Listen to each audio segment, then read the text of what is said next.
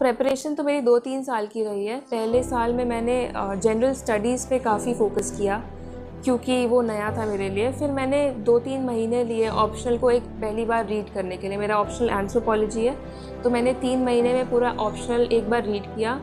अगली रीडिंग में ऑप्शनल के मैंने उसके नोट्स बनाए, तो मुझे उन नोट्स को बनाने में करीब 500-600 पेज के नोट्स हैं, तो मुझे लग गए 4-5 महीने। फिर मैंने एग्ज़ाम के आसपास उसे 2-3 बार रिवाइज़ किया और वही लिखा एग्ज़ाम में। और मेरा जो शेड्यूल होता था, मैं नाइट पर्सन हूँ, मैं यूजुअली रात को पढ़ती थी, तो कभी कभी सुबह 7 बजे तक भी पढ़ती थी। और वैसे जनरली मैं सुबह 4 बजे तक पढ़ती थी।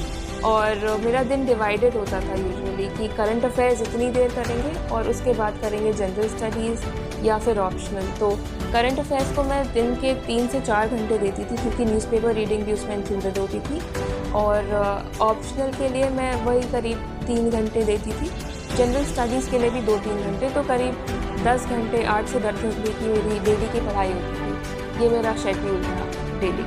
इस एग्ज़ाम में माइंडसेट, एक अच्छा माइंडसेट बहुत ज़रूरी है। और जब आप घुस रहे हैं इस एग्ज़ाम में, तभी से आपको ये मानना है कि आप कर सकते हैं। एक सेल्फ बिलीफ नाम की जो चीज़ है, सेल्फ कॉन्फिडेंस, वो बहुत ज़रूरी है इस एग्ज़ाम में।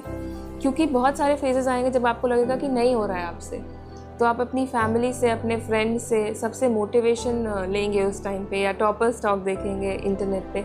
वो सब चीज़ें बहुत इंस्पायर करती हैं, बट जो माइंडसेट और अप्रोच है उसको पॉजिटिव रखना और कॉन्फिडेंट रहना है, वो बहुत ज़रूरी है।